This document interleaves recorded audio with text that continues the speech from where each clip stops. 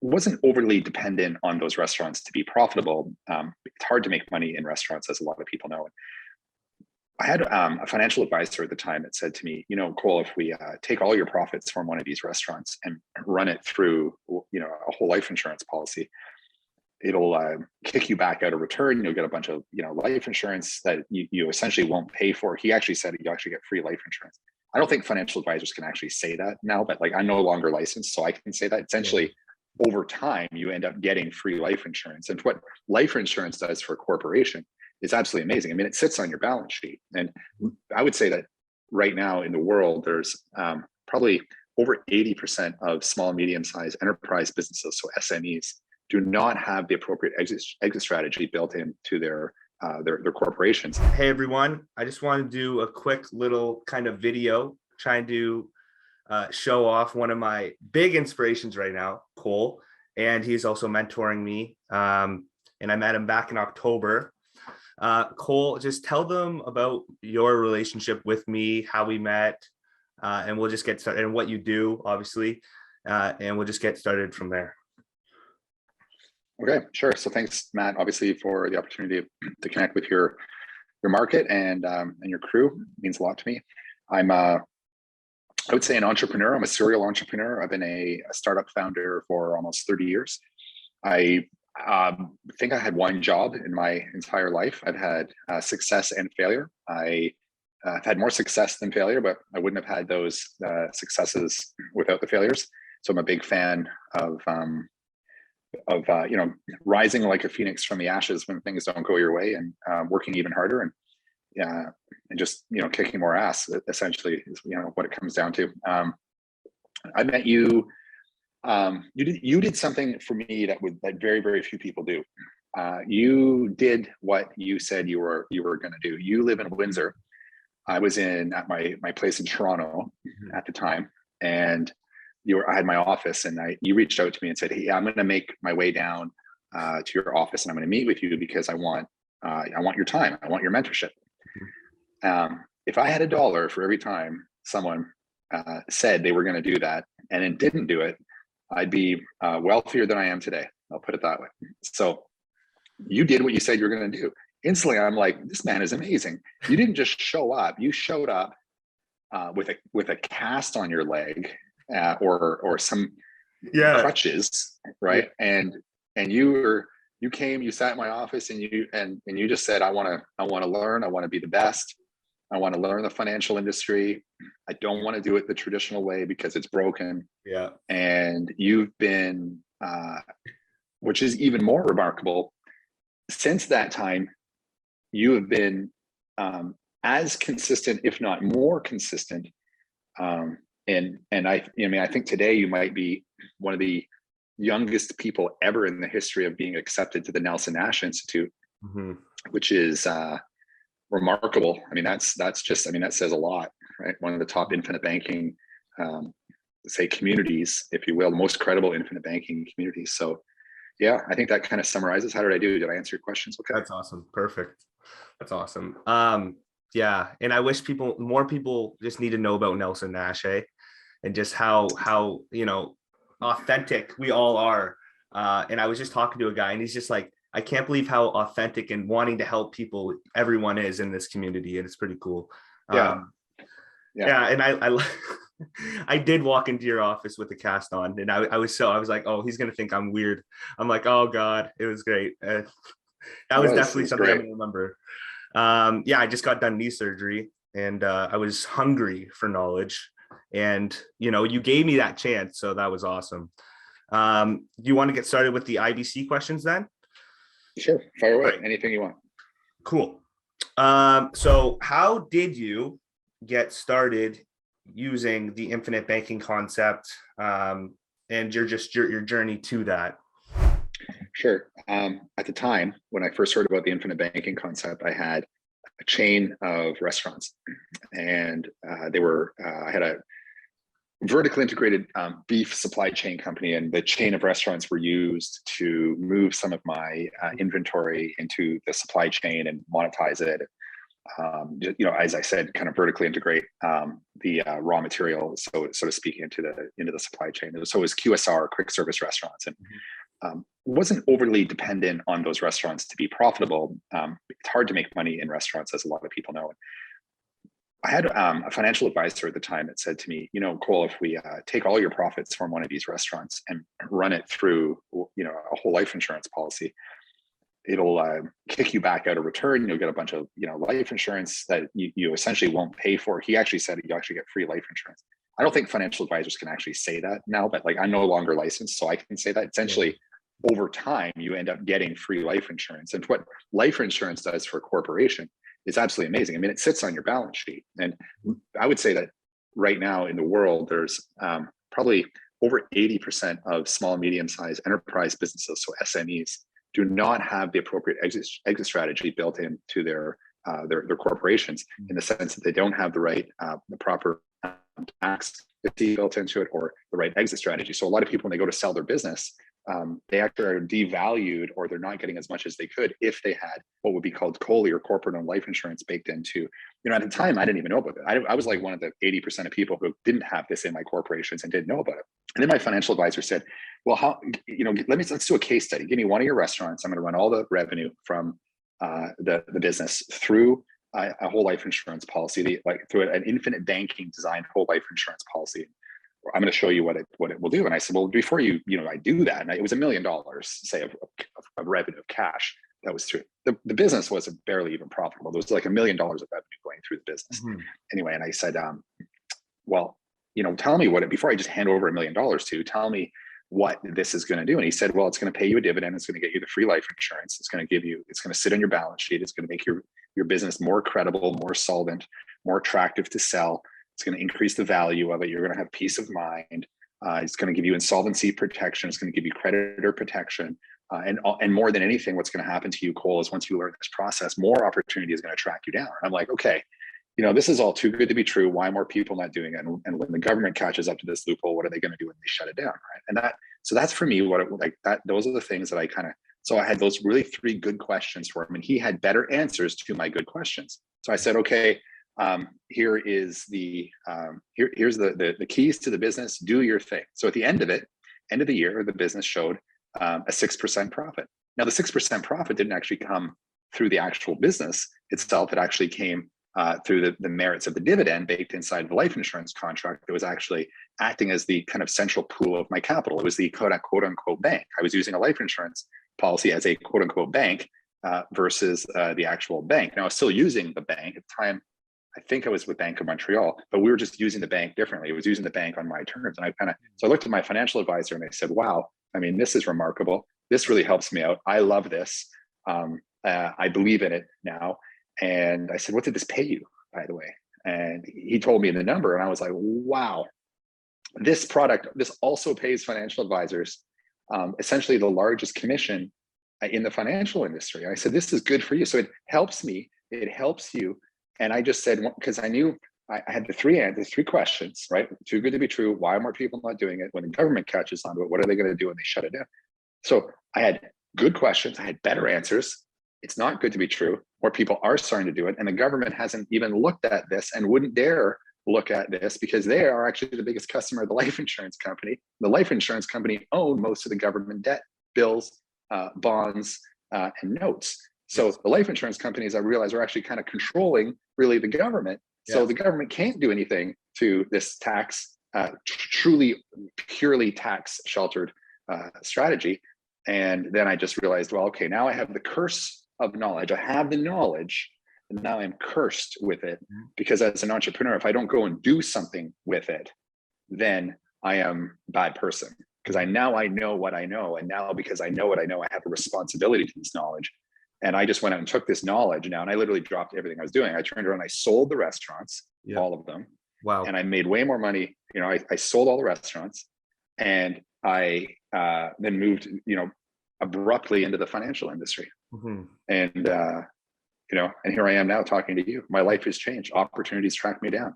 I'm richer than I've ever been. Yeah. Because of this, I have more credibility. I have people trusting me more. I know what I'm doing with my life. And you're passionate about what you do. I I am noticed that. it's crazy because I feel like I'm in that beginning stage where I'm just like, I'm so fired up about it because it's just real. Banks own the most of it. People are like, Matt, what happens if it gets shut down? You have to understand everything's backing up this product, right? And yeah, it's awesome. That's all. Every time you speak, it just fires me up even more because I'm like, I'm not the only one that thinks this. This is going to fire me up. There's a lot of us out there. We have the Yeah. fastest growing community in the financial industry. I mean, Mhm. even the 3 or 4 years that I've been doing this, um, it's unbelievable how people are getting it. They're turning to it really, really quickly. I mean, it is the fastest growing financial strategy on earth right now, period. And Even thank on God. even on Life 180, how many actual authorized IBC practitioners do we have? We have so many, right? I mean, I think we have like 6 or 7, right? Soon to be 8. You're almost there. Yeah. Yeah, I'm Right? just in my mentorship. And that you've done all the hard stuff. You got accepted Yeah. to the institute, and then you pass the exam, which is no joke. And now you just have to finish your mentorship, and away you go. So that's Mhm. pretty amazing. It'll be fun. It'll be fun. I can't wait. Okay, next question. This is the one that I know you're going to ask me one day because you want everyone to show up differently. How are you currently implementing IBC in your life? Well, that's great. I love that question. I am implementing infinite banking in my life really at every turn. And if I'm not implementing infinite banking in my life, I'm aware of it, and it stresses me out because I know that if I'm not ever implementing infinite banking in my life, I'm guilty of having compounded interest do one of these 3 things in my life. So here's what compounded interest does in my life if I'm using infinite banking. It works for me, Mhm. and I'm not missing out on the opportunity to have it work for me, which is another definition of opportunity cost. Okay, so really to answer your question really quickly is I have 12 policies, and I use all 12 policies to essentially make all of my investments. I use my 12 policies to cash flow my life to some degree. Any expenses, anything I buy, any debt that I incur, all is recaptured through the capital that lives inside of my own banking system or my whole life insurance policies, properly designed whole life insurance policies. So I have 12 policies. I have 3 policies on my own life. I have 2 on my wife, 1 on my wife's sister, 2 on my daughter, corporate life insurance. I mean, I got life insurance policies on basically anyone I can get a life insurance policy Mhm. on. And hey, like, let's just be honest. People are going to maybe listen to that and go, how do you get a life insurance policy on somebody else? Well, trust me, the life insurance industry is widely misunderstood. It's highly regulated. It's highly compliant. It's very, very scrutinized. It's the richest, most effective, most solvent, truthfully, most credible in business on earth. People don't know that. There's a lot of companies like World Financial Group and other multi-level marketing companies that have just given life insurance a bad name. Unfortunately, people have been high pressured, sold into it. They just don't get it. I mean, they don't get the real intrinsic value that it actually. People are impatient. They're selfish. They're short-sighted. People couldn't see 5 years down the road if it hit them like a truck. But that's what we coach. We coach people to look at your life a year down the road, 2, 3, 4, 5 years down the road. Do you plan on living for 20 years? Well, what are their financial behaviors today? What impact does that have on your life in 20 years from now? Well, if you don't do it, you'll never know, I guess. And that's what we try and think. We try and teach as well. So, and we're not even talking about life insurance in terms of, say, a death benefit and a beneficiary or a windfall of money that's coming into your life. We're talking about life insurance in terms of living benefit, and you can actually do that. Rich, the upper 1% of the world have been using that, and that's how I do it today. I use life insurance today as a living benefit. I use the cash, I put money into it, I take it out, I buy things. I get to use $1 2 times. Sometimes I get to use $1 3, 4, 5 times, depending on how it goes. Yeah. But the only way to do that is through life insurance. And Yeah. so that's what I do. To answer your question, I got 12 policies and counting, more to come. And the more money I make, the more policies I need. I'm constantly getting more policies. Mhm. And I think, Nelson, I have some friends with 30, 40, 50 policies. I think Nelson, before he passed away, had, something like 44 policies, Yep. something like that. So yeah, more the better. More is more. It's crazy. Yeah, exactly. What you're just describing was arrival syndrome, right? A lot of people Wow. just feel like a lot of people just feel like, okay, I already know. Why aren't they teaching this? I already know this stuff. They're just ignorant towards what's really out there because they don't want to know. They don't want to know that there's a better way to do things, right? But yeah, for sure. All right. Any advice for just someone just getting started using IBC or looking to get into IBC? They just start right away. Like, just the faster you do it, the better. The problem is with infinite banking is, again, is that I see is that truthfully, the worst people are smart people. People that are engineers, as an example, I've seen so many people that are engineers that are methodical and critical, and they sit around looking at this, trying to turn it into something that's not, trying to make it and bend it and twist this in their own intellectual mind. Their ego stands in the way of it. And they never get anywhere. And it's just, I just don't have time for them. I just speak really direct and really straight to them. And I just basically say, just stop wasting my time. That's how I talk to my clients now. I mean, if I have a client that kicks my door and always wants a little bit of this, I said, look, you're going to trust me or you're not. And I just don't have time to you have to figure this out. People have to figure it out. We can only do so much as advisors and professionals. The easiest way to figure out is to own it. Right. You as soon as you own it, and so I say to my clients, as soon as I sit down with them, if they have, a 51% chance of actually moving forward, I say, just go and get into underwriting, go get the policy approved, go get medically underwritten, get the policy approved. We'll figure out all the details. It's going to take 2 months, maybe 3 months, maybe it'll take less, maybe it'll take more to get approved. Right. It's a privilege to have a life insurance policy, like an infinite banking life insurance policy. It's not a right.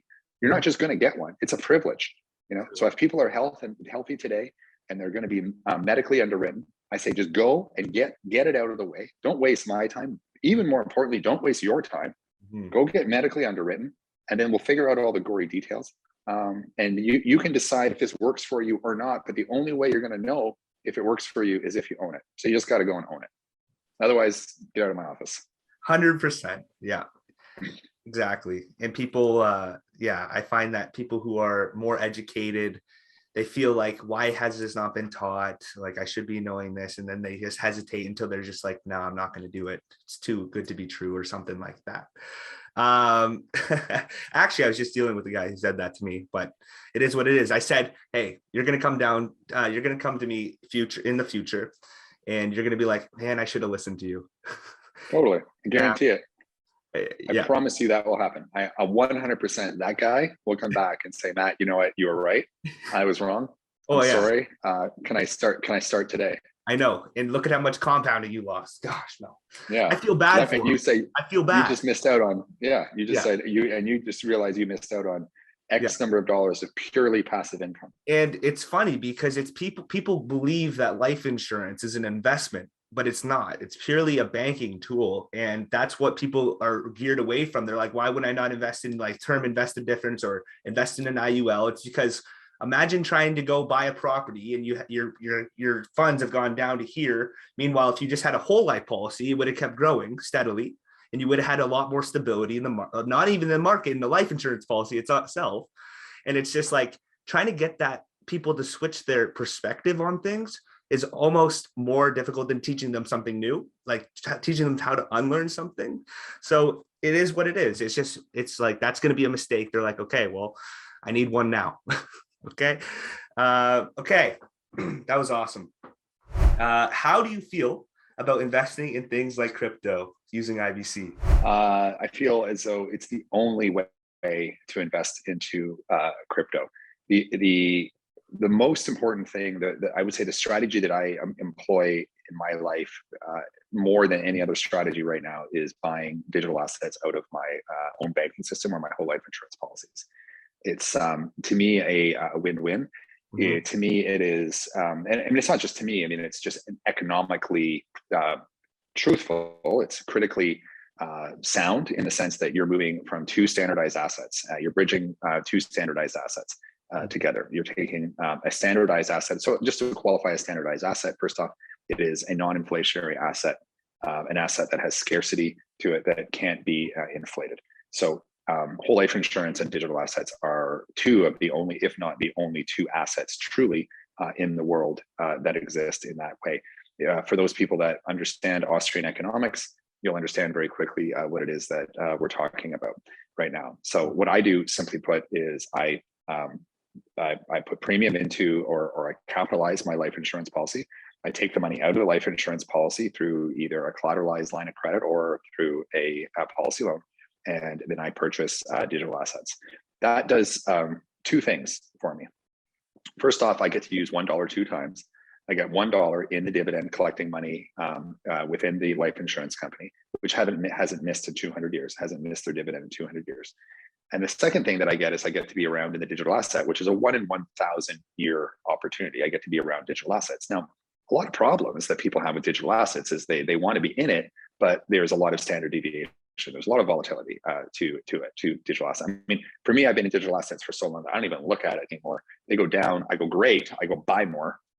When they go up, I go great, I'm making more money. I mean, I can't lose. I gotta go down, I get to, I look at it, it's a great deal, the market's on sale, I buy it, they go up, I'm great, I take maybe some gains, buy another whole life insurance policy, buy some more digital assets, rinse and repeat. So simply put, what I do, I take capital, I put it into a life insurance policy, I take the capital out, I buy digital assets. And the second thing that it does, it's simply put, and I won't get into all the mechanics of it, by doing that, what it does is it makes the highs higher and the lows higher. So what it does is it smooths out all the volatility inherently. And I won't get into like how it all works. We could kind of draw a chart. I'm in the process of writing a book on it right now, but it is the only way to truly buy digital assets. Awesome. Yeah, that's awesome. Yeah. And there's so much more opportunity when you have an IBC policy. There's just so much more opportunity seeks you. Everyone will say that. So with that, why do you think imagination and creativity is so important when implementing IBC? Our brains literally have little grooves. We've seen what your brain looks like. Yep. Your brain has all these little grooves and nooks and crannies and little cavernous kind of lines on it. Yep. Every brain looks differently. Certain parts of people's brains are more developed than others for whatever reason. When information comes into our brains, think of the information coming into our brains and following in those grooves. Just like a river, the water follows the certain channel in the path of a river. Information comes in and we're going to process it by which our brains know and condition to process it. That information is flowing down the river banks in the way that the river banks kind of tell the information to flow. One of the things about infinite banking or using whole life insurance as a kind of quote unquote banking system versus a traditional bank is about rethinking your thinking. It forces you to be imaginative to some degree. It forces you to kind of forget what we've been taught. It asks the river to go in a different direction. That takes a lot of pain for a lot of people. It takes a lot of trust, confidence, or failure. It takes sometimes systemic failure.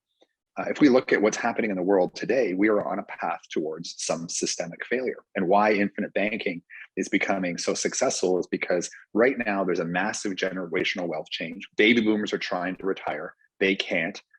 And younger generations are trying to buy homes and get into the housing market, and they can't. So there's a problem. Because of the problem, then inherently, evolutionary, we're going to develop a solution. Human beings have really been great at developing a solution.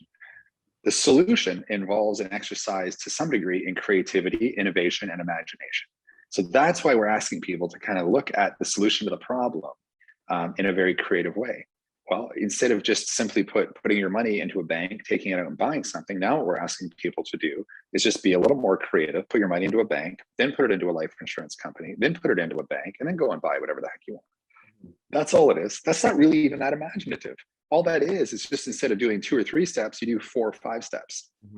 That's all it is.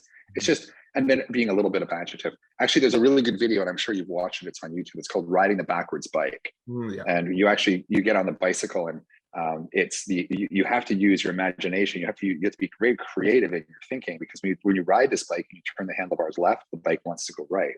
When you turn the handlebars right, the bike wants to go left. It's a simple thing, but very, very hard to do. Yeah, because it's hard unlearning something, right? Exactly that. Awesome. It's harder to unlearn something than to stick with what you know, even though that thinking gets you into trouble. Exactly. Okay, ready? This is going to be your favorite question, I think. All right, I'm ready. What are your thoughts about putting whole life insurance on a child?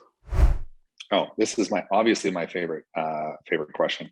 The whole life insurance for children, or what I call child millionaire, is the most valuable thing in the world. Once you understand it, you can't you can't compare it to anything else in terms of value. I have a speech or a saying that anyone that knows me, and I'm sure you've heard this, but I have to say it. If I were president or prime minister, what would I do? And I know that I can become elected. I'm a Canadian, but if I live in the United States, or right now I'm in Bahamas, but I spend most of my time out of Canada, because I think, Canada's got some, it doesn't have the best living conditions. I'll put it that way. Yeah. It's not the best place to entrepreneur. I'll put it that way. But if I were prime minister, and if I were president, simultaneously, and I think that what I'm about to say would get me elected in both countries, just because of how much of a good idea it is. If I could just promise, I have strategies to get rid of debt. I could just get rid of everyone's debt, or I could turn debt into something that people control and that doesn't stress them out, but actually makes them happy. So if I could say that and convince a bunch of people, do you think I would be elected as prime minister and president in both countries? I probably would. I'd probably be the first non-American to be elected president of the United States, if I could just get rid of debt and make everyone more happy. So here's what you do. In Canada and the United States, when a child is 15 days old and insurable, they can actually have a life insurance policy written on their life. I've spent the last 2 or 3 years of my life speaking about this. Literally, this child will grow up with an opportunity that no other child has grown up with. This child will be born into millions of dollars, literally. Their children will be born into multi-millions of dollars, and their children's children will be born into multi-millions of dollars, just for doing one simple thing. And that's taking $50 to $100 a month for 20 years and putting it into a policy. Now you're thinking, okay, that money's gone, it's parked, it's out of my hands, I don't have access to it. Well, you're wrong. You do. You have access to all of the money. You can put it into a policy, use it to buy your dinner, and still provide that opportunity for that child, your grandchildren, and your great-great-grandchildren moving forward. So I've written books about it. I've created software about it. It's the most important thing in the world. Yeah, that book will be in the description for sure. You guys have to check that book out. But yeah, that's awesome. Anything else you want to add then to that, Cole? Other than just in general, do yourselves a favor. If you're watching this, book an appointment with Matt, listen to what he has to say, and do what he tells you to do. That's it. Because your life will be better. And I promise you that. I have a money back guarantee that if in 20 years, if Matt tells you to do something and you do it and it's not better, I will personally, and if I'm not alive, I'll write it into my estate that you are getting your money back. Yeah, I'll do the same with the policy loan though. So I'm making sure my money keeps compounding. So it won't cost you anything. There you go. Exactly. That's awesome. Thanks, Cole. That's awesome. I'm happy.